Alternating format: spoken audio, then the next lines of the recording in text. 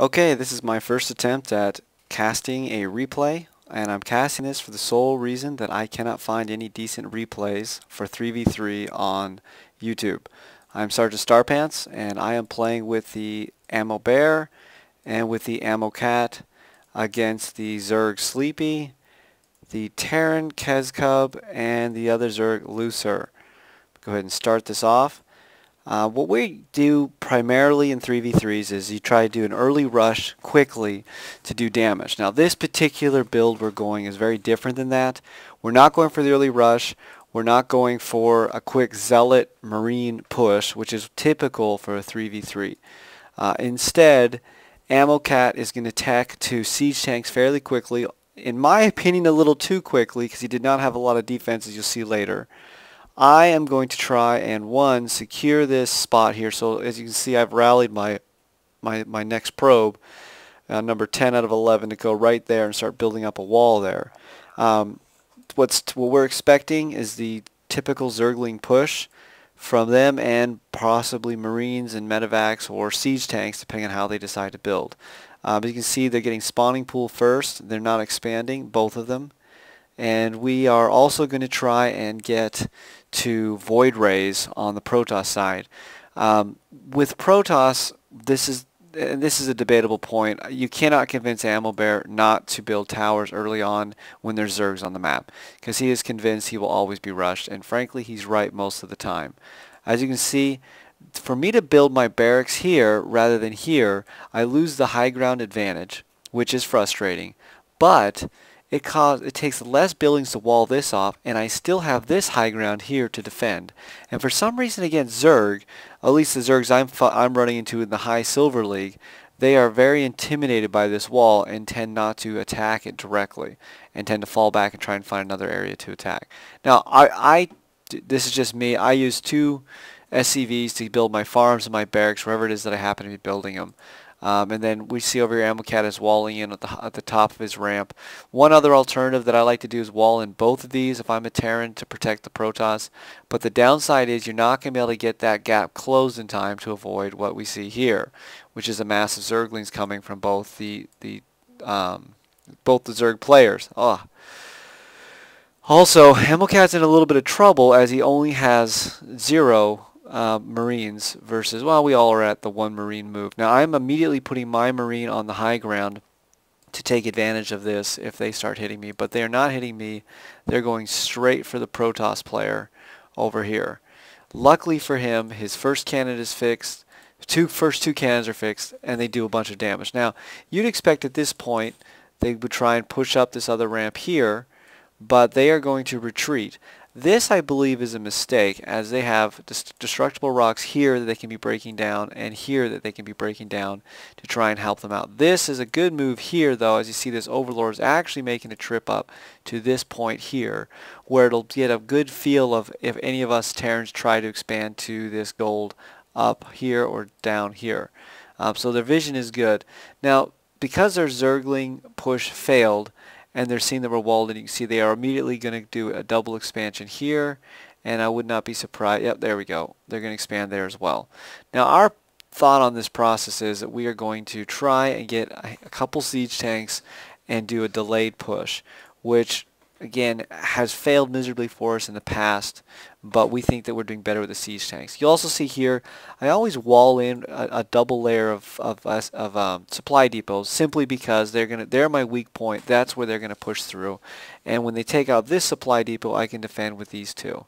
Now, smart move on their part. They're grabbing the watchtowers, both of them, and this cost us a bit early on. Now, if you look mineral wise, you know, this is still a relatively neck-and-neck fight. No one's really ran into anybody. Their expansions are going to come online before our expansions come online, as neither of us are expanding. We are trying to get to siege tanks.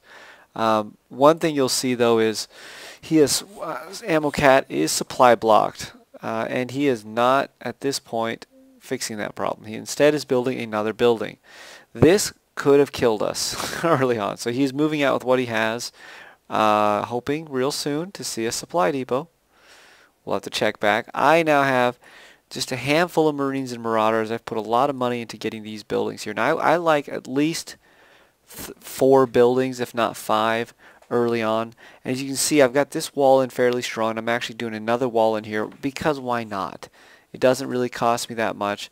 The one disappointing thing is I'm not researching Stimpak yet, which I should be because of how expensive and how long it takes to get it and how deadly it is. I'm also going to start building up here an expansion that I'm going to try and float over to here. Unbeknownst to me, I don't know this overlord is actually there. So we now are going to send a scout ahead of us so that because again, our armies are very slow compared to Zerglings. We run into enough Zerglings, we're going to get wrecked. So unfortunately, we are not watching this Zergling up here who now has perfect vision of our army and giving them all they need to see to start rallying, there we go, and building the right army to come and hit us. As we have decided to pause here, and in a second I'm going to notice the Zergling and whack them, but it took way too long for us to notice that, and we've given up any idea of surprise. Luckily for AmmoCat, he is now building these farms, and he now has the ability to get one siege tank out, and he's already researched siege mode. So we're now basically waiting for that siege mode, and we're taking this high ground, so if they come zipping past us over in this area, we can take some free kills off. The no point in these guys getting up on the high ground is their melee units. They are saturating this expansion fairly well, though. Where this guy, I don't know what the plan is here, but he is not saturating well at all. He's teching instead, which is a mistake in the sense that he's got all these larvae sitting there not doing anything, where he should be getting these droning up here as we are not hitting them yet. Maybe that's debatable. I don't play Zerg. Now I am an idiot and have been rallying my, surprisingly, my marauders. I'm rallying them to here. But instead of coming from there to there, they are taking the long way around the ramp. And so I just finally say, you know what, I'm going to take this guy and get some scouting in, which fails miserably as he gets surrounded, and I don't see the banelings that they're preparing for us. Now this is how we typically get destroyed, because most humans just mass marines, as is what we're seeing over here, mass marines, and banelings will just absolutely destroy that. Now we go and we set up position just far enough that we can hit that expansion, and he's using his marines to guard here. Now I am getting there's a little miscommunication here. I don't realize that that is what we're doing, and so I have not masked up yet. Now I'm going to just change it to units so you can see what we've got. Now we're starting to hold this, but we need more. This tank here is getting there a little too late. We do not have what we need to stop this. I mean, we're doing a lot of damage, but as these guys push in here, I don't know why these Marines have pulled back, but I appreciate it. We got a bunch more kills because of it. Siege tanks in small numbers are not that effective, but they're very intimidating. Now I retreat. This is a lost fight. Right now we're in a lot of trouble. They can push in, they can do a ton of damage. So what I try and do is, I know he's got 3 siege tanks. I'm trying to take advantage of this high ground here. But again, with this many Marines, he can do a lot of damage quickly. Again, I'm trying to bait them into so they fight these siege tanks. But look how much damage we just did to those Marines. Again, they are just getting massacred, and we still have vision here because we left a probe. Now, while this is happening, I'm still watching this back door because I don't want to get hit. I've managed to saturate this. Unfortunately, I've been spotted, though, as I've saturated my line here. And they are they're staying with Roach, building up, and these Marines are heading back to the base. I'm assuming we're building an armory. I'm confused by this. I don't understand why there's no medevacs coming out of here, or even siege tanks. I would like to thank Teal, good old Kez Cub, for winning us this game by just this bad decision here alone. I'm feeling pretty darn good about this expansion. I feel like I've secretly pulled it off because I failed to see this overlord that they did a very good job positioning. And I'm not even building towers because I think I'm in good shape. I have started to get my medevacs out, and I've started to get my armory as well, not because I'm going to go Thor's, but because I want to tech my Marines past level 1 and 2. And here we go. Here's my 2 engineering bays going down. I wanted to be careful not to sacrifice units and have too few units to fight, even though they'd be teched up. And I want to have enough buildings so that I can easily get up another building. Now this happened, we had no idea where this thing was. You hear it, I still don't know. Okay, there we go. All right. Yeah, in the game I had no idea what that was. I heard it. I was scanning everywhere trying to figure out where we were going to get hit. Now, we've set up a contain. Now, my guys here, their only job is to keep these siege tanks from getting absolutely wrecked. But you can quickly get to a point where, you know, you have 6 or 7 siege tanks. They really don't even need any defense. They can defend themselves. Now, if you see, my guys are taking hits from these siege tanks. Now, a mistake here, you don't want to move your whole siege tank army at once. You want to have a few sieged up, and then this is just, and then, you know, hopscotch them where you need them to go. I'm not really sure why we're going after one gas building at this point either. This is just such a great target. I wish we'd taken it out. Looser seems to be doing good. Guys, I'm sorry, I missed that. I just lost all my workers, and I'm crying bloody murder, and I'm asking good old Ammo Bear to try and help me now.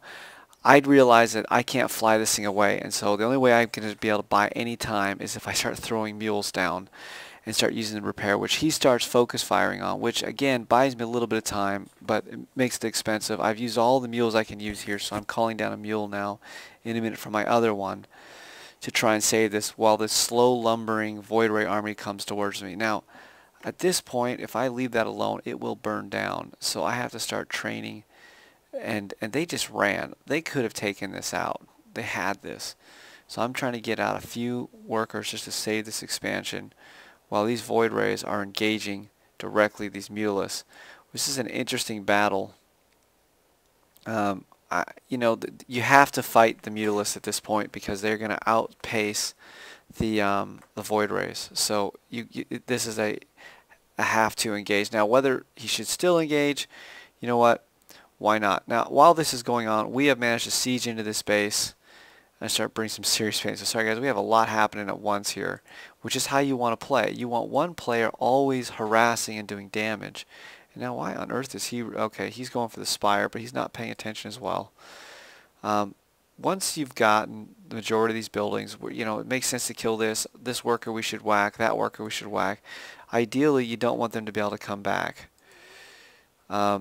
We've got Thors. Now, Thors do a lot of damage to air, but these are armored air, so they will own a Thor. Thors are a mistake compared to... Now, these fully charged, you just see how powerful fully charged Void Rays are.